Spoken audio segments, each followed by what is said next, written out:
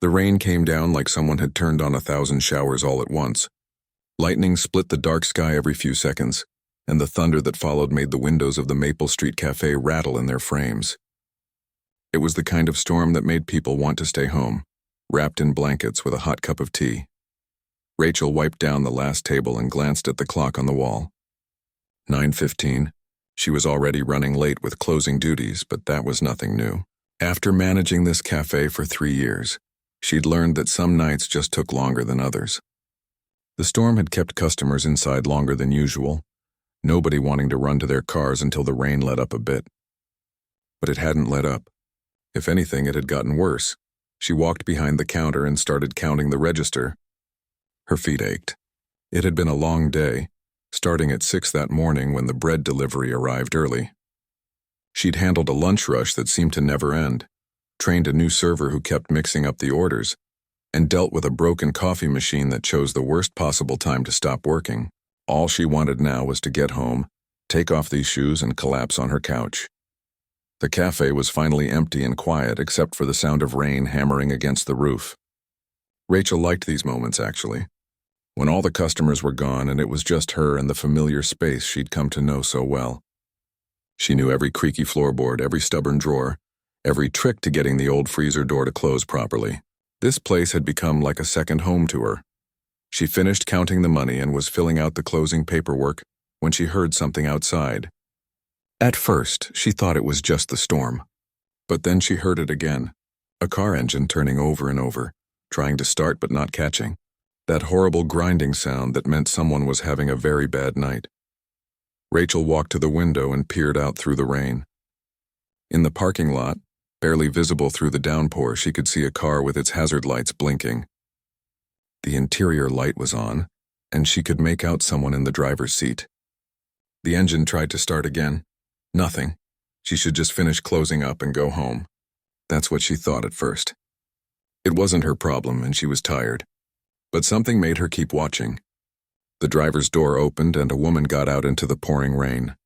She popped the hood and stood there looking at the engine, getting completely soaked. Even from the window, Rachel could tell this woman had no idea what she was looking at. Then the back door opened, and a small child climbed out. Then another one. Rachel's stomach dropped. 2 kids out in this storm with a broken car and nowhere to go. She watched the woman pull the children close, trying to shield them from the rain with her own body. They were all getting drenched. The woman pulled out her phone, held it up, then shook it in frustration. Probably no signal. The storm was bad enough that cell towers were likely down. Rachel knew the company policy. It was drilled into every manager's head during training. The cafe closes at 9. No exceptions. No after-hours operations without written approval from the district manager. It was about insurance, they said. About liability. About protecting the company. She'd signed papers acknowledging these policies. She'd even had to let a staff member go last year for violating closing procedures. She watched the woman try her phone again. The children huddled against her, and Rachel could see even from here that they were shivering. One of them couldn't have been more than 4 or 5 years old. Her hand was already reaching for her keys before she'd fully made the decision. Rachel unlocked the door and stepped out into the rain, immediately getting soaked herself. "Hey," she called out, waving her arms. "Come inside." The woman looked up, surprised. "What? Come inside? Get out of the rain." The woman hesitated for just a moment, then grabbed both children by the hand and ran toward the cafe entrance.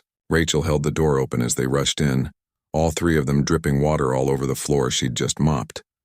"Oh my God, thank you," the woman said, pushing wet hair out of her face. "Thank you so much. I didn't think anyone was still here." "I was just closing up," Rachel said, locking the door behind them. "What happened to your car?" "I have no idea. It just died. Won't start at all." The woman looked close to tears. "And my phone isn't working. I think the storm knocked out the towers or something." Rachel looked at the 2 children. They were both shivering, their clothes soaked through. The older one, maybe 7 or 8, had his arm around the younger one protectively. Both of them looked scared and miserable. "Okay, first things first," Rachel said, switching into the calm, take-charge mode she used during the lunch rush. "Let's get you all dried off and warmed up. Then we'll figure out the car situation." She went to the back and grabbed all the clean dish towels she could find. They weren't exactly bath towels, but they were better than nothing. The woman took them gratefully and started drying off the children. "I'm Victoria, by the way," the woman said. "And this is Tyler and this is Benny. I'm Rachel. Nice to meet you. Though I wish it was under better circumstances." She smiled at the boys. "You guys must be cold, huh?" The younger one, Benny, nodded. His lips had a slight blue tint to them. Rachel's manager brain was already making a list. She knew she was breaking rules. She knew this could get her in trouble. But she also knew she couldn't just send them back out into that storm. What kind of person would do that? "Hot chocolate," she announced. "That's what we need. And I think we've got some cookies left from today." "You don't have to do that," Victoria said quickly. "Really, if I could just use your phone to call a tow truck." "The phone lines are probably down too," Rachel said, already moving behind the counter. "And even if they're not, a tow truck could take hours in this weather. Might as well be comfortable while we wait." She fired up the espresso machine, which doubled as a hot water dispenser, and started making hot chocolate, the real kind with actual cocoa and milk, not the powdered stuff from a packet. If she was going to break the rules, she might as well do it properly. The smell of chocolate filled the cafe, and she saw both boys perk up a little. She made 4 cups, extra whipped cream on the kids' cups because why not, and brought them over to the table where Victoria had settled with her children. "Here you go, guys," Rachel said, setting the cups down carefully. "Be careful, it's hot. Let it cool down a bit first." Tyler looked at his mom, who nodded permission, and then both boys reached for their cups like they were receiving treasure. They blew on the hot chocolate carefully, making the whipped cream swirl around. Rachel went back and found the container of cookies they'd had on the counter for sale. Chocolate chip, oatmeal raisin, and sugar cookies. She brought the whole container over.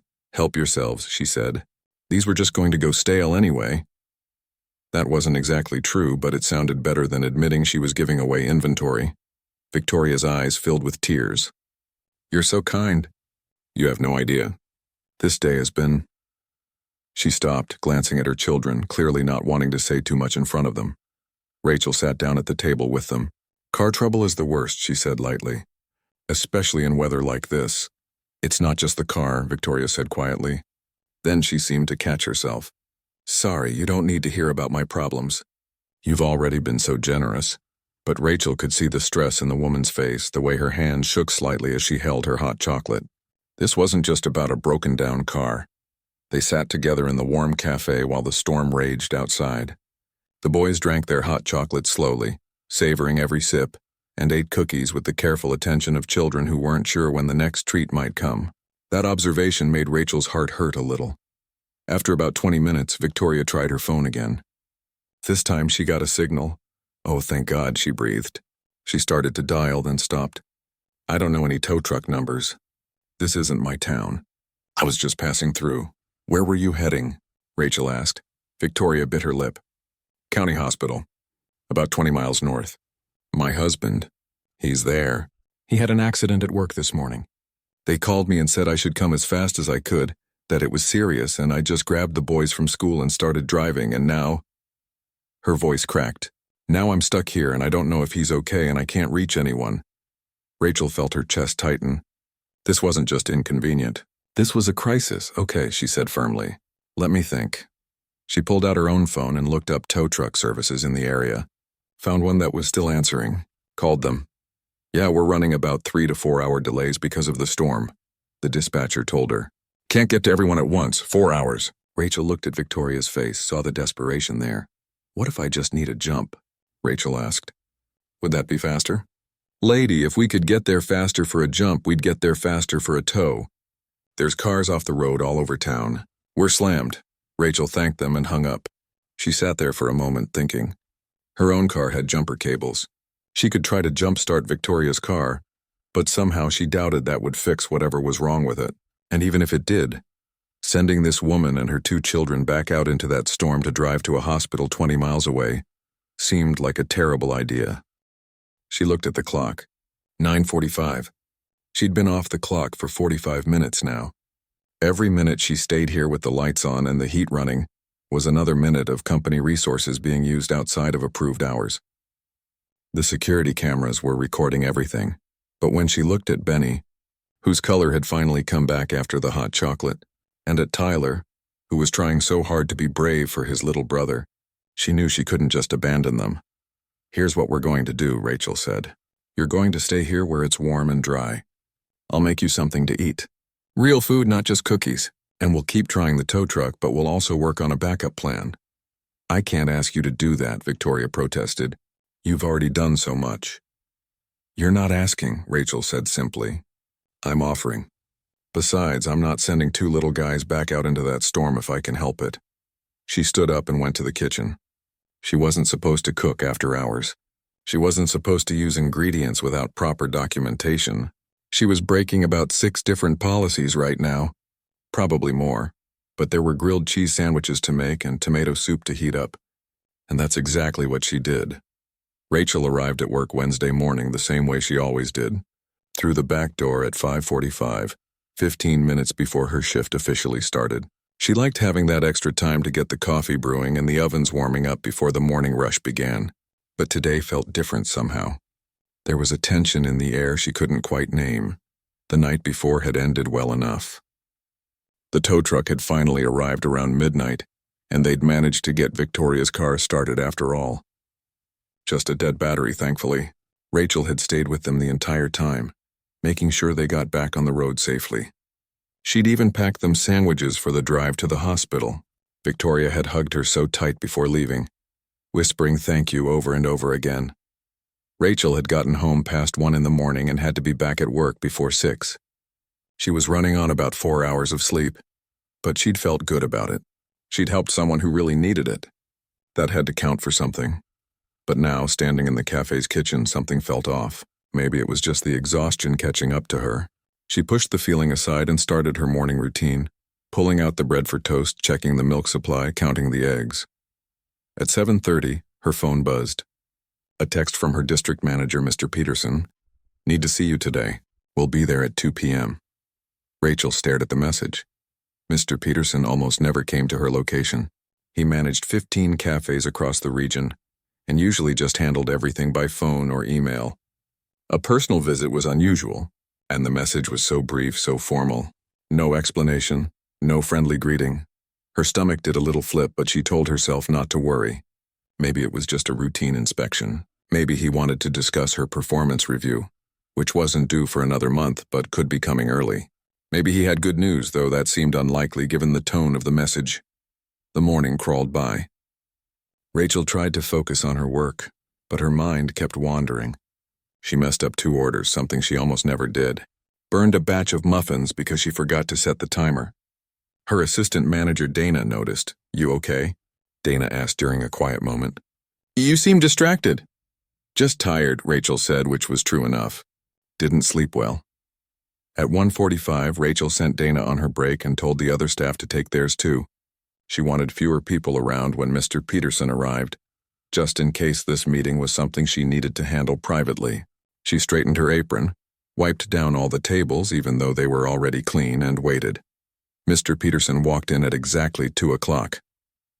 He wasn't alone. There was a woman with him, mid-40s, carrying a leather folder. She had that official look that made Rachel's anxiety spike higher. "Rachel," Mr. Peterson said with a nod. His usual smile was nowhere to be seen. "This is Linda Chen from Human Resources. Is there somewhere private we can talk?" Rachel's mouth went dry. "Human Resources." That was never a good sign. "We can use the office," she managed to say, her voice coming out steadier than she felt. The office was barely big enough for the 3 of them. Rachel sat in her usual chair behind the desk while Mr. Peterson and Linda took the 2 chairs facing her. Linda opened her folder and pulled out several printed pages. "Rachel," Mr. Peterson began, "we need to discuss what happened here last night." For a moment, Rachel didn't understand. Then it hit her like cold water. The security cameras, of course. The cafe had cameras everywhere, recording 24 hours a day. She'd known that. She just hadn't thought about it last night. Or maybe she had thought about it and done what she did anyway. "Last night," Mr. Peterson continued, "you operated this cafe outside of business hours without authorization. You used company inventory without proper documentation. You had unauthorized individuals on the premises after closing time. All of this is recorded on our security footage." Linda slid a paper across the desk. It was a printout from the security camera. time-stamped at 9:27 the previous evening.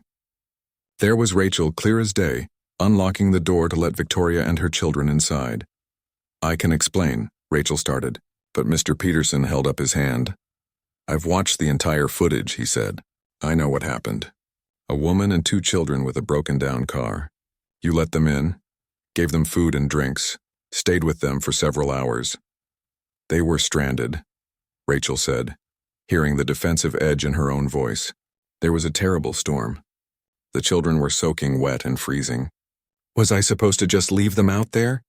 "You were supposed to follow company policy," Linda said, her tone matter-of-fact. "In a situation like that, the correct procedure is to call emergency services or local police, not to open a closed facility." "It wasn't an emergency that needed police," Rachel argued. "It was just a family that needed help. The mother was trying to get to the hospital to see her husband who'd been in an accident. Their car broke down. I gave them hot chocolate and made them some food while they waited for a tow truck. That's it." "That's not it, though," Mr. Peterson said, and he actually looked uncomfortable now, which scared Rachel more than his earlier coldness had. "You violated multiple company policies. The cafe is insured to operate only during specific hours. By opening outside those hours, you created a liability issue. If anyone had gotten hurt if there had been an accident, the company's insurance wouldn't have covered it." "But nothing happened," Rachel said. "Everyone was fine. I made sure they were safe." "That's not the point." Linda pulled out another paper. "Company policy is clear. Any after-hours operation requires written approval from regional management. Use of inventory must be documented and accounted for. These policies exist for good reasons." Rachel felt her face getting hot. "So I'm supposed to let children freeze in a storm because of paperwork? Is that what you're telling me?" "We're telling you that there are proper procedures," Linda said calmly. "You could have called the police non-emergency line. They would have handled it, so they could sit in a police station instead of a warm cafe. How is that better?" Mr. Peterson rubbed his face with both hands. He looked tired. "Rachel, I understand you had good intentions. I really do. But the company has to enforce its policies consistently. If we let one manager break the rules, even for good reasons, then the rules become meaningless." The room felt like it was shrinking. Rachel looked from Mr. Peterson to Linda and back again. "What are you saying exactly?" Linda opened her folder again and pulled out a final document. "We're terminating your employment effective immediately. You'll be paid for all hours worked, including yesterday, plus any accrued vacation time. We'll need your keys and any company property before you leave today." The words hit Rachel like physical blows. Terminated. Fired. For helping someone. "You're firing me," she said slowly, trying to make it make sense in her head, "for keeping 2 children out of a storm." "We're terminating you for violating company policy," Linda corrected. "Multiple policies, actually." "This isn't personal, Rachel. It's simply a matter of—" "Don't," Rachel interrupted, her voice shaking now. "Don't tell me it's not personal. I've worked here for 3 years. I've never called in sick. I've never been late. I've increased sales at this location by 30%. I've trained half the managers in this district. And you're firing me because I showed basic human decency to a family in need." Mr. Peterson looked down at his hands. "I argued against this decision," he said quietly. "For what it's worth. I told Regional that we should issue a written warning, put you on probation. But once corporate saw the footage and heard about the potential liability issues, the decision came from above my level. So that's it." Rachel felt tears burning behind her eyes but refused to let them fall. 3 years gone because I did the right thing? "You broke the rules," Linda said, and her voice was still so calm, so professional, like she was discussing the weather. "Employees who break company policy face consequences. That's how businesses operate." Rachel wanted to scream. She wanted to flip the desk over. She wanted to tell them exactly what she thought of their policies and their liability concerns and their corporate decisions. But she was still a professional, even in this moment, even as her world was falling apart.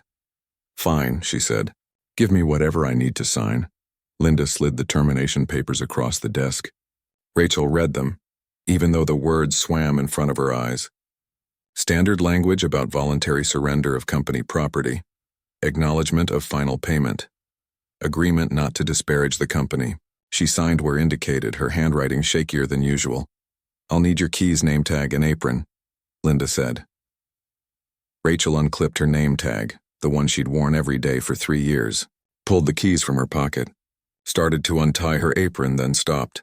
"Can I at least say goodbye to my staff?" Mr. Peterson and Linda exchanged glances. "That's not typically," Linda started. "Please," Rachel said.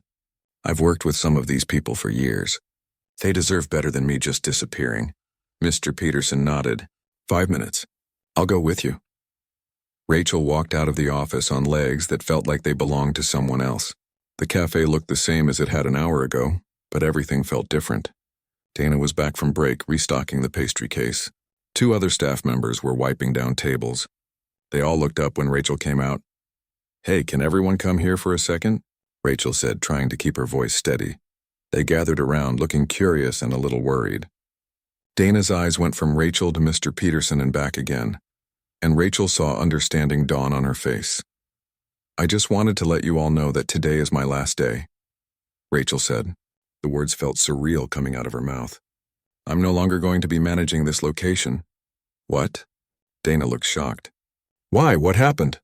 "It's just time for me to move on," Rachel said, not wanting to get into the details, not wanting to put anyone else in an awkward position. "I wanted to thank you all for being such a great team to work with. You guys are the best, and I'm going to miss you."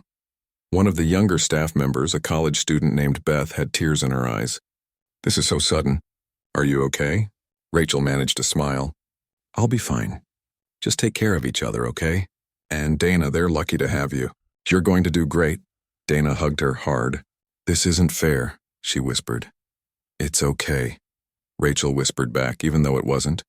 She went to the back room to get her personal belongings from her locker. There wasn't much. A change of clothes, some snacks, a book she'd been reading on slow days. She packed everything into her bag while Mr. Peterson waited by the door, probably to make sure she didn't take anything that wasn't hers. The walk to her car felt like the longest walk of her life. It was a beautiful afternoon, sunny and clear, like the storm from the night before had never happened.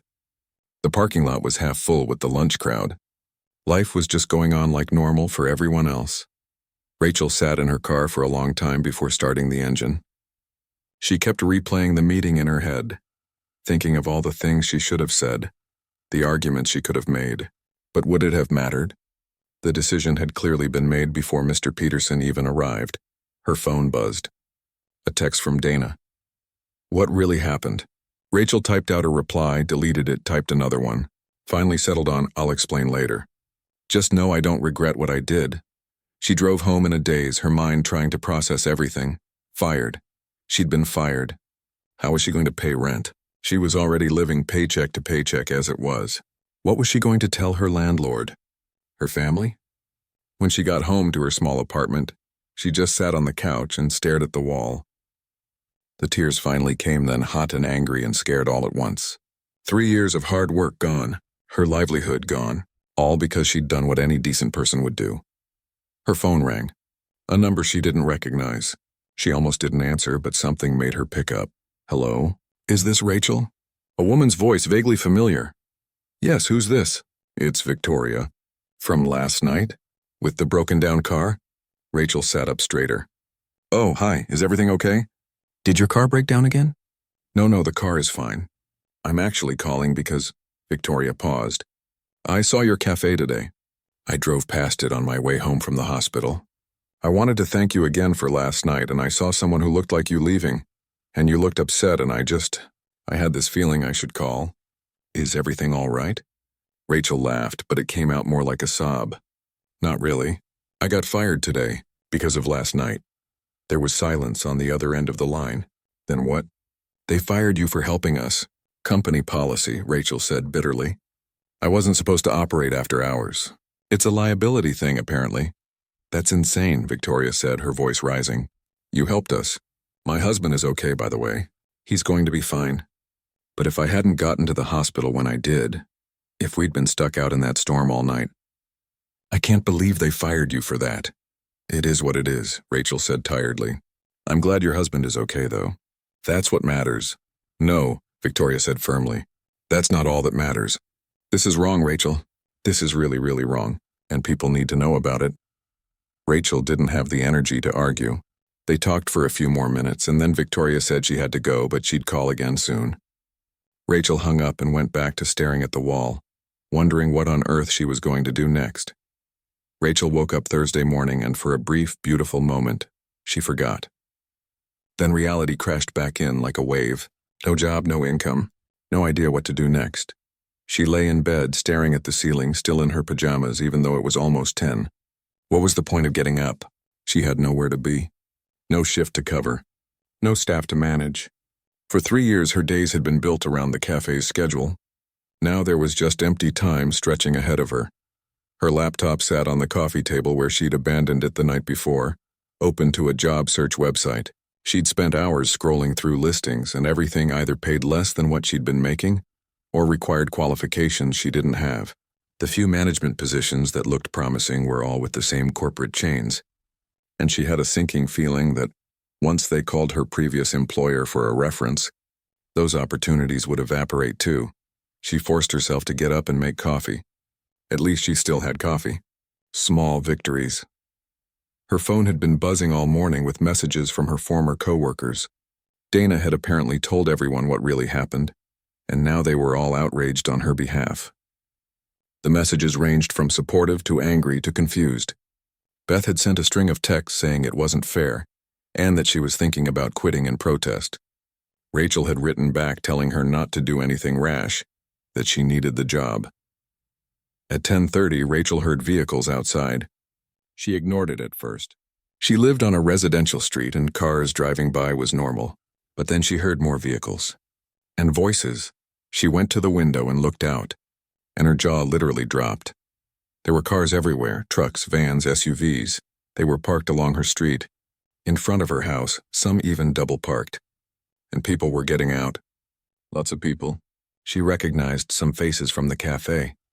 Regular customers she'd served countless times. But there were others too, people she didn't know at all. And standing right at her front gate was Victoria, holding a large cardboard box. Rachel looked down at her pajamas, at her uncombed hair, and decided she was way past caring about appearances. She opened the front door and stepped out onto her small porch. "What's going on?" she called out.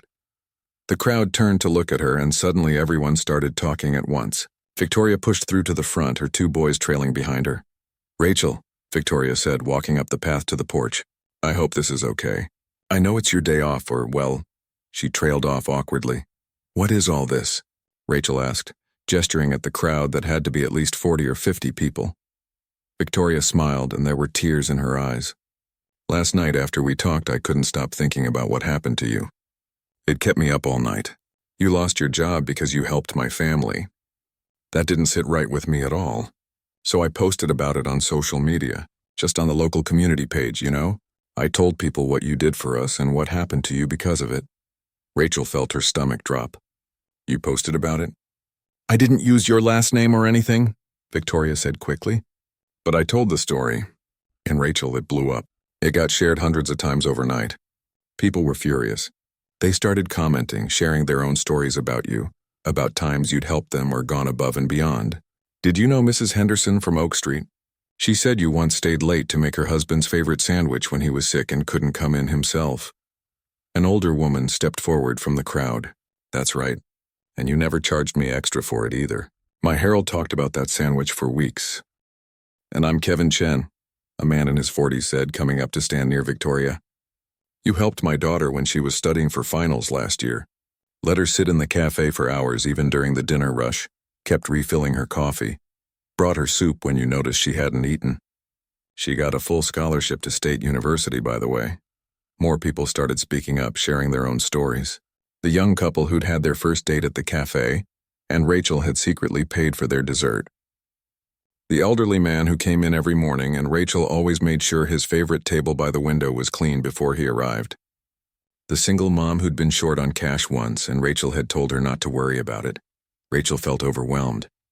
She'd done those things because they were the right things to do, not because she expected anything back. She hadn't even remembered half of these incidents.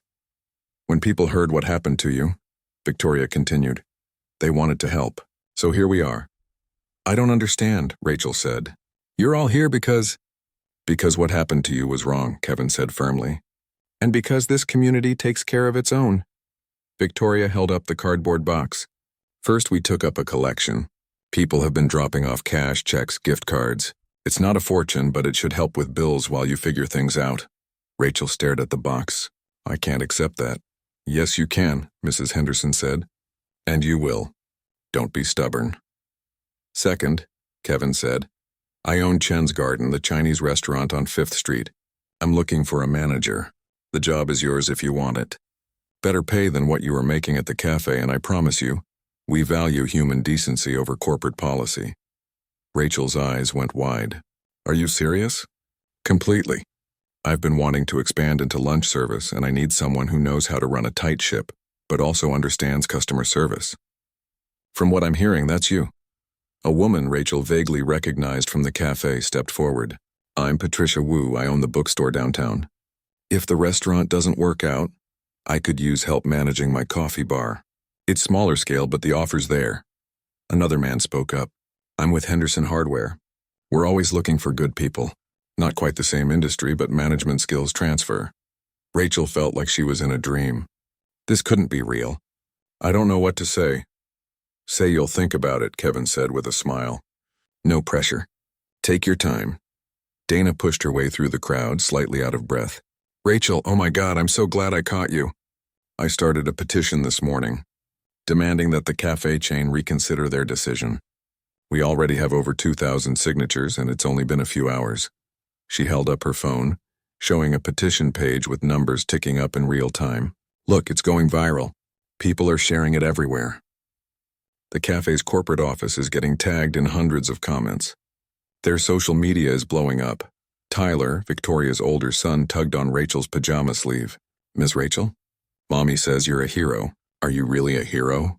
Rachel knelt down to his level, feeling tears threatening to spill over. No, sweetie. I'm not a hero. I just did what anyone should do. That's exactly what makes you a hero, Victoria said softly. You did what anyone should do. But most people wouldn't have. A van pulled up and Rachel saw the logo for Channel 7 News on the side. A reporter and cameraman got out. Oh no, Rachel muttered. The reporter, a woman in her 30s with perfect hair and a bright smile, made her way through the crowd. Hi, I'm Jennifer Park from Channel 7. We heard about what's happening here. Would you be willing to do an interview? I really don't think, Rachel started. Please, Victoria interrupted. The more people who hear about this, the better. What that company did to you was wrong. Let people know. Rachel looked around at all these faces, all these people who had shown up for her, people who had taken time out of their Thursday morning to come to her house, bring her gifts, offer her jobs. Strangers who had become allies in the span of 12 hours. Okay, she said. I'll do the interview. Jennifer's face lit up. Wonderful. Let's get you set up. We'll do it right here on your porch if that's all right. Natural lighting is perfect. While the cameraman set up, more people kept arriving. Rachel saw some of her former co-workers pulling up. Beth was there and 2 of the other servers. They ran up to hug her, all talking at once about how unfair everything was and how they were so glad people were supporting her. The mayor's car pulled up.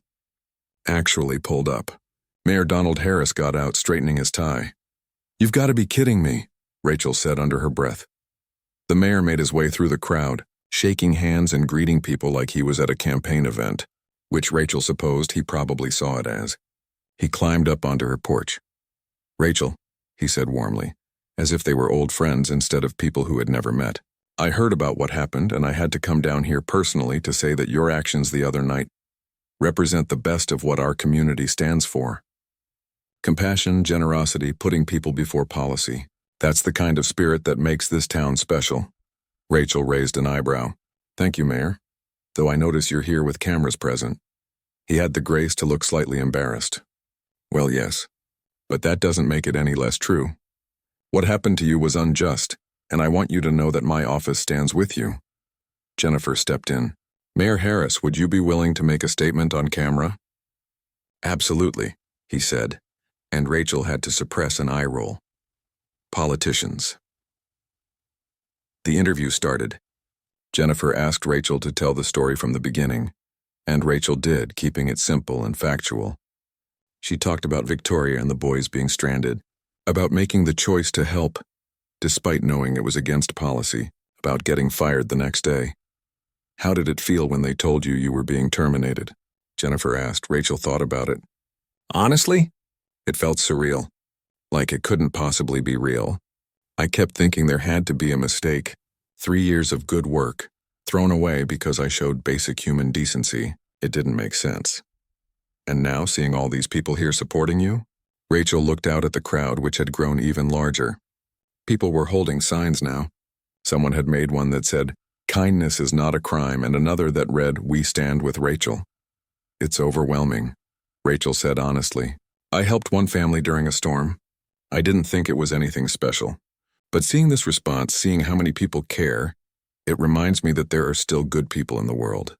More good people than bad, I think. The mayor jumped in then, giving a whole speech about community values and supporting local businesses that treat their employees right. Victoria gave an interview too, explaining what Rachel had done for her family and how grateful she was. She got choked up talking about how Rachel had made sure her children were warm and fed while they waited for help. "My husband is recovering well, thanks for asking," Victoria said into the camera. "And when I told him what happened to Rachel, he was furious. He said we need to do something, we can't let this stand. So here we are." Benny and Tyler were playing on Rachel's front lawn with some other kids who'd arrived with their parents. The whole thing had turned into an impromptu block party. Someone had brought donuts. Another person had shown up with a cooler full of drinks. Kevin came back over to Rachel. "Listen, I'm serious about that job offer. No pressure. But if you want to come by the restaurant later this week, I can show you around, we can discuss details. I really think you'd be a great fit." "I appreciate that," Rachel said. "I really do. Can I ask why you're being so generous?" "You don't even know me," Kevin smiled. "My family immigrated here 30 years ago. We had nothing. People in this town helped us get on our feet. Someone gave my dad his first job even though his English was terrible. Someone else helped us find an apartment we could afford. When you receive kindness like that, you don't forget it, and you look for chances to pay it forward." He paused. "Plus, I've eaten at your cafe many times. I've seen how you run things. You're good at what you do." Patricia from the bookstore came over too. "I'm serious about my offer as well. I know it's not as big as the restaurant job, but it's there if you want it. And honestly, I could use someone with your experience. I'm great with books, but terrible with the business side." Rachel felt something loosening in her chest, that tight knot of anxiety that had been there since yesterday. She wasn't going to be homeless. She wasn't going to starve. People had her back. The news van wasn't the only media that showed up. 2 other local stations arrived and a newspaper reporter. They all wanted the story. Rachel told it over and over, and each time it felt a little less surreal and a little more real. By early afternoon, the crowd had grown to at least 70 or 80 people. Someone had ordered pizzas. Mrs. Henderson had gone home and come back with fresh-baked cookies. It looked less like a protest and more like a neighborhood celebration. Dana pulled Rachel aside. "You need to see this," she said, holding up her phone. The petition had over 5,000 signatures now, and the cafe chain's social media pages were getting destroyed in the comments. Hundreds of people saying they'd never eat there again. Others sharing the news articles that were already going up online. The story was spreading fast.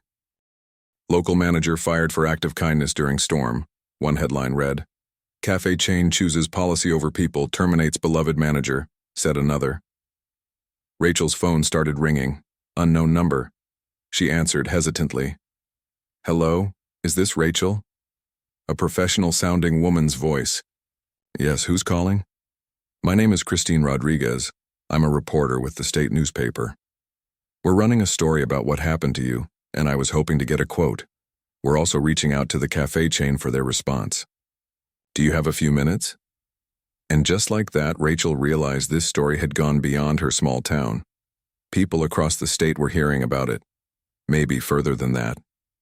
She gave the interview, then hung up and just stood there on her porch, watching all these people who had shown up for her, strangers and friends and everyone in between, all united by the simple belief that she'd been wronged and deserved better. Victoria came up beside her. "You okay?" Rachel laughed, and it came out a little shaky. "I got fired yesterday. Today Have multiple job offers, thousands of people signing a petition for me, news crews on my lawn, and the mayor of my town on my porch. I have no idea if I'm okay, but I think maybe I'm going to be. You're definitely going to be, Victoria said firmly, because you've got an army behind you now, and we're not going anywhere. As the afternoon stretched on and more people arrived, Rachel started to believe it. Maybe everything would actually be okay. Maybe even better than okay. She just had no idea how much better it was about to get. The gathering at Rachel's house didn't break up until well after dark. People kept arriving throughout the day, some staying for hours, others just stopping by to drop off gift cards or words of encouragement. By the time the last person left around 8 that evening, Rachel was exhausted, but in a completely different way than she'd been the day before. Yesterday's exhaustion had been crushing and hopeless. Today's was the tired feeling you get after something unexpectedly wonderful happens. She sat on her couch, surrounded by gift cards, cash donations, and a stack of business cards from people offering her jobs or wanting to help. The cardboard box Victoria had brought was overflowing. Rachel counted it twice because she couldn't believe the number. Almost $4,000. From people in her community, most of whom she'd never even met. She cried then, but they were different tears than yesterday. These were the kind that came from being overwhelmed by kindness, from realizing that the world had more good in it than you'd thought possible. Her phone wouldn't stop buzzing. The petition Dana had started was closing in on 10,000 signatures. The news story had been picked up by stations across the state, and social media was on fire. The hashtag someone had created, "Good Deeds Punished," was trending locally. People were sharing their own stories of being punished for doing the right thing, and others were praising Rachel for her compassion. But it was the cafe chain's social media pages that really told the story. Every single post they'd made in the last 24 hours was flooded with comments. Hundreds of them. People saying they'd never eat at their cafes again, others demanding Rachel be rehired, some posting photos of themselves throwing away their loyalty cards. The company was getting absolutely hammered. Rachel's phone rang. Another unknown number. She almost didn't answer, but something told her she should. Hello? Rachel, hi. This is David Chen. I'm the communications director for the cafe chain. He sounded stressed. I'm calling to discuss the situation. Rachel sat up straighter. Okay. First, I want to say that we've been following the coverage of your termination, and we understand there's been significant public response. We'd like to address this situation as quickly as possible. Address it how? Rachel asked carefully. We'd like to offer you your position back, with full back pay for the days you've missed. We're also prepared to make a public statement acknowledging that perhaps we were too hasty in our decision. Rachel was quiet for a moment. You want to offer me my job back? Yes. We recognize that you're a valued employee with an excellent track record, and we believe this situation may have been handled too strictly. Company policy is important, but we also recognize that there needs to be room for human judgment in extraordinary circumstances. Rachel felt a strange calmness settling over her. And this decision wouldn't have anything to do with the 10,000 people who signed a petition today, or the hundreds of negative comments on every single one of your social media posts, or the news coverage that's making your company look heartless. There was a pause. We're aware of the public response, yes, but that doesn't change the fact that we'd like to rectify this situation. Let me ask you something, David. If none of this had blown up, if it had just been me getting fired and going quietly away, would you be calling me right now? Another pause, longer this time. That's a hypothetical I can't really answer. That's what I thought. Rachel leaned back on her couch. Here's the thing. Yesterday, when your HR representative and my district manager sat me down, they were very clear. They said company policy is company policy, and it has to be enforced consistently. They said if they let one manager break the rules, even for good reasons, then the rules become meaningless. Those were almost the exact words. Rachel, I understand you're upset. I'm not upset. Rachel interrupted. Actually, I'm grateful, because getting fired taught me something important. It taught me that I don't want to work for a company that values policy over people, that punishes employees for showing basic human decency. That only cares about doing the right thing when there's public pressure forcing them to. We're prepared to offer additional compensation, David said. A raise even. And we'd be announcing new policies giving managers more discretion in emergency situations. You'd be helping to make positive changes. Rachel almost laughed. So, now you're going to change your policies after firing me for violating them? That's rich. We believe this situation has highlighted some areas where our policies could be more flexible.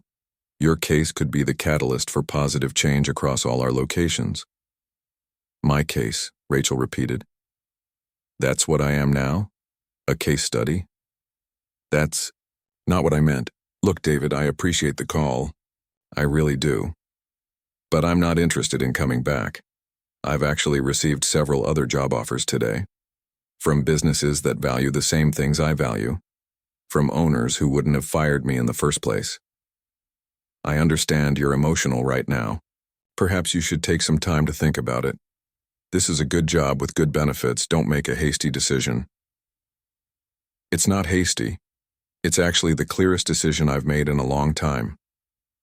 Rachel felt completely sure of herself. You fired me for doing the right thing, and now you want me back because keeping me fired makes you look bad. That tells me everything I need to know about your company's values. Rachel, I'm going to hang up now, but do me a favor. When you put out that public statement, be honest about why you're doing it. Don't pretend this is about recognizing my value as an employee. Admit that you're only changing course because you got caught looking heartless and you're worried about your bottom line. She hung up before he could respond. Her hands were shaking, but in a good way. She'd just turned down her old job. The safe choice. The easy choice. And it felt amazing. Her phone rang again immediately. For a second she thought it might be David calling back, but it was Kevin from the restaurant. Rachel, hi. Sorry to call so late. I just wanted to check in. Today was pretty crazy, huh? That's putting it mildly, Rachel said with a laugh. Listen, I meant what I said about the job offer, and I wanted you to know I'm not just offering because of the publicity or anything like that. I've been looking for a good manager for months. The timing is just coincidental.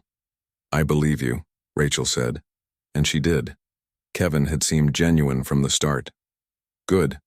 So I was thinking, if you're interested, why don't you come by tomorrow? We can sit down, talk details, I'll show you around the restaurant. No pressure, just a conversation. See if it feels like a good fit. Rachel thought about it. Yeah, okay, what time? How about 11? We're between the breakfast and lunch rushes then, so it'll be quieter. 11 works. I'll be there. Great. And Rachel? Whatever you decide, I'm glad you're okay. What happened to you was wrong, and I'm really glad to see the community stepping up. After they hung up, Rachel looked around her small apartment. It looked the same as it had yesterday, but everything felt different. She felt different, lighter somehow, despite everything that had happened. She spent the next hour going through the messages on her phone. There were so many. Old friends she hadn't talked to in years, former customers sharing their favorite memories of the cafe, other people who'd been fired for similar reasons, sharing their stories. The overwhelming message was the same. You did the right thing, and we support you. One message stood out. It was from Linda, the HR representative who'd been in the termination meeting. Rachel, I know you probably don't want to hear from me, but I wanted to reach out personally. What happened with your case has made me do a lot of thinking. I've been in HR for 15 years, and I've always prided myself on following policy, on being fair and consistent. But after this week, I'm questioning whether following policy without considering context is actually fair at all.